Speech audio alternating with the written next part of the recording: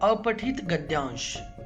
प्यारे छात्रों, मैं भागवत कदम आपका तहे दिल से स्वागत करता हूँ। आज हम देखेंगे अपठित गद्यांश। अपठित गद्यांश का अर्थ क्या है? तो वह गद्य खंड है जो पहले कभी पढ़ा नहीं होता है। वो किसी कहानी का अंश हो सकता है, वो किसी पाठ का भी अंश होता है, और उस पाठ के या कहानी के अंश को पढ़कर आपको प्रश्न दिए जाते हैं और उन प्रश्नों का उत्तर आपको उस पाठ के अंश से या कहानी के अंश से आपको ढूंढकर उन प्रश्नों के उत्तर लिखने पड़ते हैं अपठित गद्यांश में। अपठित गद्यांश की कुछ सावधानियां जो है वो इस प्रकार है। हम आपको दिखाएंगे कि अपठित गद्यांश की सावधानियां क्या क्या है। सबसे पहले अपठित गद्यांश को पूरा ध्यानपूर्वक पढ़ना चाहिए, उसकी प्रमुख बातों को लिख लेना चाहिए, उनके भाव या अर्थ को समझना चाहिए, गद्यांश में से ही उत्तर देने का प्रयास करना चाहिए, अपनी ओर से कुछ बढ़ा चढ़ाकर उत्तर नहीं देना चाहिए। ये सावधानियां हमें अपठित गद्यांश में रखनी पड़ती है। अपठित गद्यांश का उदाहरण हम देखेंगे। इस तरीके से अपठित गद्यांश आपको आता है। मोर एक सुंदर पक्षी है, इसे पक्षियों का राजा भी कहते हैं, इसलिए भारत सरकार ने मोर को राष्ट्रीय पक्षी माना है। मोर का शरीर दूसरे पक्षियों से भारी होता है, इसलिए वह आकाश में ऊंचा नहीं उड़ सकता। मोर की गर्दन लंबी होती है और आंखें छोटी छोटी होती है। इसके सिर पर सुंदर सी कलगी होती है। इसके पंखों पर आधी चांद के निशान होते हैं, लेकिन इसके पैर बहुत ही भद्दे होते हैं। मोर दाना और कीड़े मकोड़े खाता है। मोर का नृत्य मनमोहक होता है। इस तरीके से आपको एक पाठ का अंश दिया जाता है या कुछ जानकारी जो है वो इस प्रकार है। सर्वप्रथम गद्यांश पर आधारित प्रश्नों को पढ़ें। ऐसा करने से गद्यांश का सार समझ में आ जाएगा। इसके उपरांत एकाग्रता पूर्वक गद्यांश पढ़कर प्रश्नों के उत्तर खोजें। बोध एवं अर्थ ग्रहण के आधार पर गद्यांश के मूल भाव को भली भांति समझें। गद्यांश के मूल भाव, महत्वपूर्ण शब्दों एवं विचारों को रेखांकित करें। प्रश्नों के उत्तर अपने शब्दों में लिखें। ध्यान रखें कि उत्तर सटीक व सार गर्भित हो। सरल, संक्षिप्त तथा प्रसंगानुकूल उत्तर लिखें। गद्यांश की विषय वस्तु से संबंधित संक्षिप्त, रोचक तथा गद्यांश के मूल भाव पर केंद्रीय शीर्षक का चयन करें। उत्तर लेखन की शब्द सीमा के अनुरूप रखें। क्या नहीं करना चाहिए इसमें? तो प्रश्नों के उत्तर देते समय गद्यांश की विषय वस्तु से भिन्न उत्तर नहीं होना चाहिए।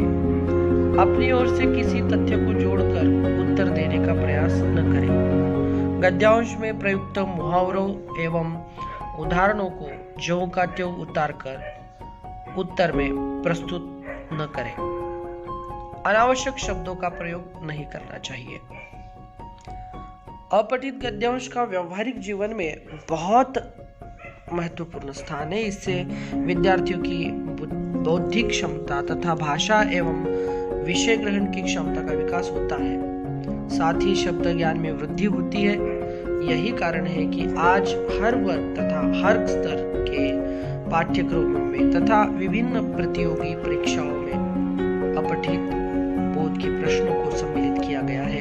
अतः विद्यार्थियों को अच्छी तरह से इनका पर्याप्त अभ्यास करना होगा। तो बच्चों, हमने यहाँ पर अपठित गद्यांश देखा है जो हमने पहले कभी पढ़ा नहीं है। उसके प्रश्न उत्तर हम देखेंगे इस अनुच्छेद के। पहला प्रश्न है, भारत सरकार ने किसे राष्ट्रीय पक्षी घोषित किया है? उसका उत्तर है मोर को। पूर्ण वाक्य में भी आप लिख सकते हैं, भारत सरकार ने मोर को राष्ट्रीय पक्षी घोषित किया है। इस तरीके से लिखना चाहिए। मोर आकाश में ऊंचा क्यों नहीं उड़ सकता? उत्तर है, मोर आकाश में ऊंचा इसलिए नहीं उड़ सकता क्योंकि शरीर भारी होता है, या भारी होने के कारण वो आकाश में उड़ नहीं सकता। उसका शरीर क्या होता है? भारी होता है। वो अच्छी तरीके से अपने शब्दों में उसको लिखना है। मोर क्या क्या खाता है? उत्तर है, मोर दाना और कीड़े मकोड़े खाता है। ये जो छोटे से शब्दों में जो उत्तर दिया है, ये कक्षा 6वीं 7वीं के बच्चों को लिखना ठीक है, लेकिन जो 8वीं 9वीं और 10वीं के जो छात्र हैं वो इसको पूर्ण वाक्य में लिख सकते हैं। पक्षी शब्द के 2 पर्यायवाची शब्द लिखिए। तो उत्तर है चिड़िया, खग। ये पक्षी शब्द के पर्यायवाची शब्द है। इस गद्यांश का उचित शीर्षक क्या है? यानी कि इस गद्यांश को ध्यान में रखते हुए एक शीर्षक देना होता है, तो वो महत्वपूर्ण बिंदु जो है वो आपने लिखना है कि इसका शीर्षक ये उचित है। तो यहाँ पर इस अनुच्छेद का शीर्षक, उचित शीर्षक जो है वो है मोर, क्योंकि मोर के बारे में इस अपठित गद्यांश में जानकारी दी गई है, इसलिए इसका शीर्षक है मोर। तो इस तरीके से अगर हम प्रश्न उत्तर लिखेंगे अपठित गद्यांश में तो आपको अंक प्राप्त हो जाएंगे, यानी कि पूरे जो अंक है वो आपको मिल सकते हैं। तो बच्चों, हम आगे भी देखेंगे अपठित गद्यांश। दूसरा एक उदाहरण, भारत एक विशाल और प्राचीन देश है। यह उत्तर में कश्मीर से लेकर दक्षिण में कन्याकुमारी तक और पूर्व में असम से लेकर पश्चिम में कच्छ तक फैला हुआ है। यहाँ विभिन्न जातियों, भाषाओं और धर्मों के लोग आपस में मिलजुल कर रहते हैं। यहाँ कई भाषाएं बोली जाती है। लोगों का खान पान, वेशभूषा, रीति रिवाज, धार्मिक मान्यताएं अलग अलग होते हुए भी भारत में एकता है। भारत में धार्मिक स्वतंत्रता का अधिकार है। कोई भी व्यक्ति अपनी इच्छानुसार कोई भी धर्म अपना सकता है। यहाँ हिंदू, मुस्लिम, सिख, ईसाई आदि सभी धर्मों के लोग बिना किसी भेदभाव के रहते हैं। सभी धर्म हमें नम्रता, दया, भाईचारा और परोपकार सिखाकर प्रेम और एकता का उपदेश देते हैं।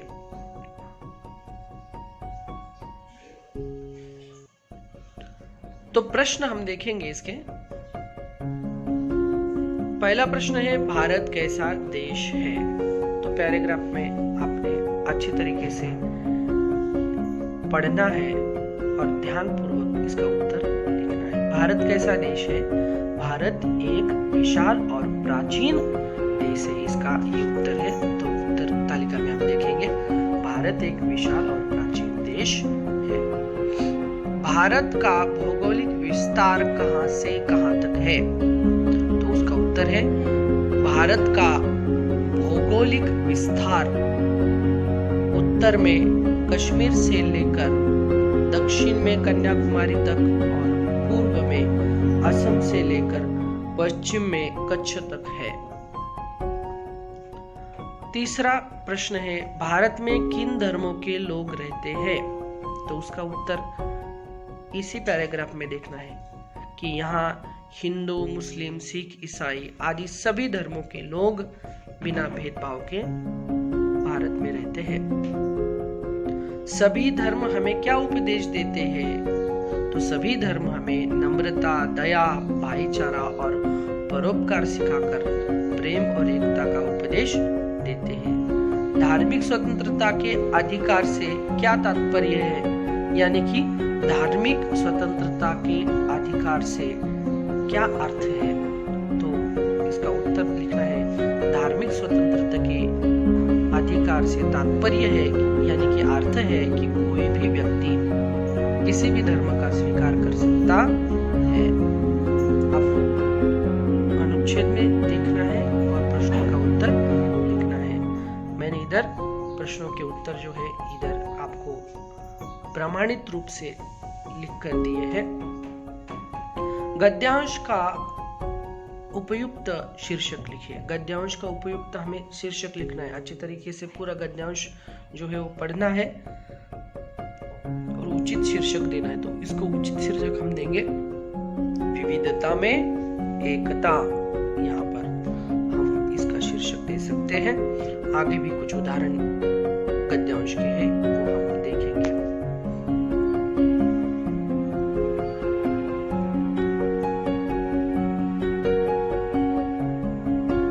दूसरा गद्यांश हम देख रहे हैं। व्यक्ति के जीवन में हार जीत, सफलता असफलता, लाभ हानि, यश अपयश, मान अपमान आदि सभी होते हैं। जीवन में सुख के बाद दुख आता है और दुख के बाद सुख भी आता है। यदि व्यक्ति का मन दुख और असफलता से निराश हो जाए तो वह उन्नति नहीं कर सकता, क्योंकि किसी कार्य की असफलता में मन के सफलता की एक महत्वपूर्ण भूमिका होती है। यदि प्रतिकूल स्थितियों में भी मन स्थिर रहता है तो स्थितियां अपने आप अनुकूल बन जाती है। इसलिए हमें कभी निराश होकर हार नहीं माननी चाहिए। तो इस प्रकार अपठित गद्यांश दिया गया है, उसके प्रश्न हमें लिखने हैं।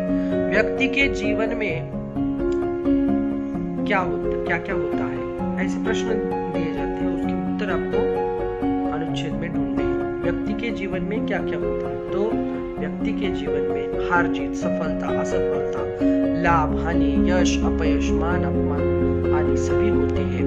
तो यहाँ पर मैंने सटीक उत्तर दिया है। इसके नीचे कि व्यक्ति के जीवन में हार जीत, कीर्ति अपकीर्ति, आदर अनादर, कामयाबी नाकामयाबी यानी कि सफलता असफलता, फायदा नुकसान आदि सभी होते हैं। जीवन में सुख के बाद दुख और दुख के बाद क्या आता है? जीवन में सुख के बाद और दुख के बाद क्या आता है? तो लिखना है जीवन में सुख के बाद दुख और दुख के बाद सुख आता है। व्यक्ति कब उन्नति नहीं कर सकता? तो उसका उत्तर है जब व्यक्ति का मन दुखी होता है और असफलता से निराश हो जाता है मन, तब आदमी उन्नति नहीं कर सकता। चौथा प्रश्न, प्रतिकूल स्थितियां अनुकूल कैसे बनती है? प्रतिकूल स्थितियां अनुकूल कैसे बनती है?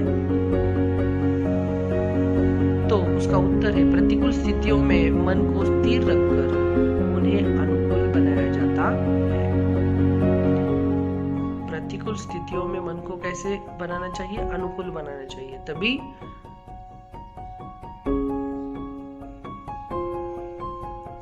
आदमी जो है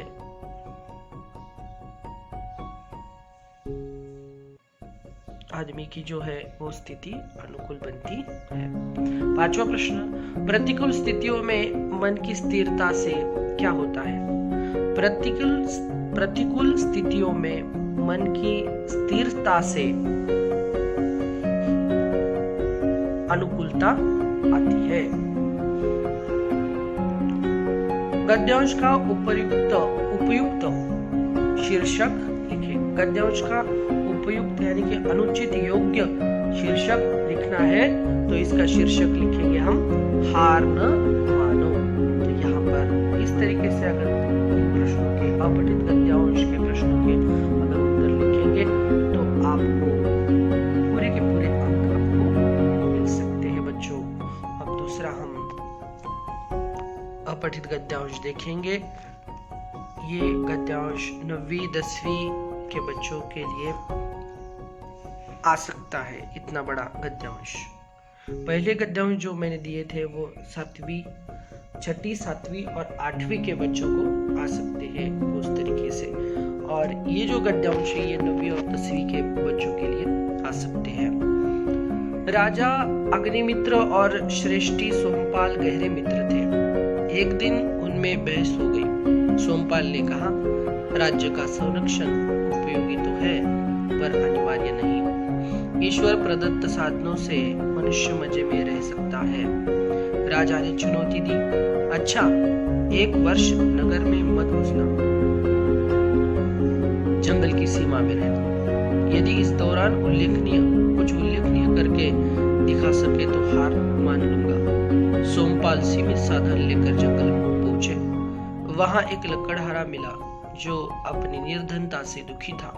सोमपाल ने उसे उत्साहित किया, तुम मुझे श्रम से सहायता देना, मैं तुम्हें विचार से मदद दूंगा। लकड़हारा राजी हो गया। सोमपाल उससे कुल्हाड़ी लेकर लकड़ी काटने लगे और उसे नगर के समाचार लेने भेज दिया। वे जलाऊ और इमारती लकड़ी नगर भेजने लगे। धीरे धीरे काम बढ़ निकला तो और अधिक मजबूर बुलाए गए। तभी पता लगा कि विशाल यज्ञ होने वाला है। सोमपाल ने यज्ञ समिधाओं तथा सुगंधित वनौषधियों का संग्रह कर लिया। यज्ञ संयोजकों को सूचना मिली तो अच्छे मूल्य पर तैयार हुए वस्तुएं खरीद ली गई। सब चकित थे कि यह सब कर कौन रहा है। राजा को जब सच्चाई का पता लगा तो स्वयं अपने मित्र से मिलने गए। उन्होंने सोमपाल से पूछा, तुम तो शहर में घुसे नहीं, फिर यह सब कैसे विकसित किया? सोमपाल बोले, मित्र, यह मेरी विचार शक्ति और लकड़हारे की शारीरिक शक्ति का संयोग है। इसी से वन संपदा नगरवासियों के लिए महत्वपूर्ण बनी।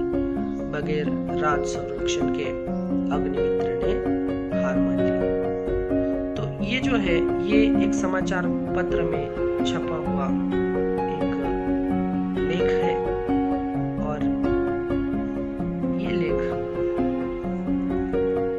जो है अपठित गद्यांश के रूप में दिया गया है। इसके प्रश्न हमें दिए हैं और इन प्रश्नों के उत्तर हमें अपने शब्दों में लिखने हैं। तो प्रश्न है, राजा अग्निमित्र ने सोमपाल को किस कारण से चुनौती दी?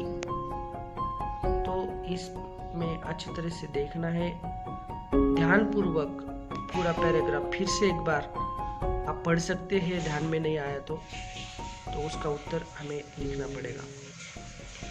तो हमने जो प्रश्न के उत्तर दिए हैं वो आपको बताते हैं। राजा अग्निमित्र ने सोमपाल को किस कारण से चुनौती दी? उत्तर है, सोमपाल ने राजा अग्निमित्र से कहा कि राज्य संरक्षण उपयुक्त है पर अनिवार्य नहीं, क्योंकि ईश्वर द्वारा मिले प्राकृतिक साधनों से मनुष्य अच्छी तरह से रह सकता है। इस बहस के उपरांत राजा ने सोमपाल को चुनौती दी कि वह 1 वर्ष तक जंगल में रहे तथा नगर की सीमा में न आए। प्रश्न दूसरा, सोमपाल ने जंगल की सीमा में जाकर क्या किया?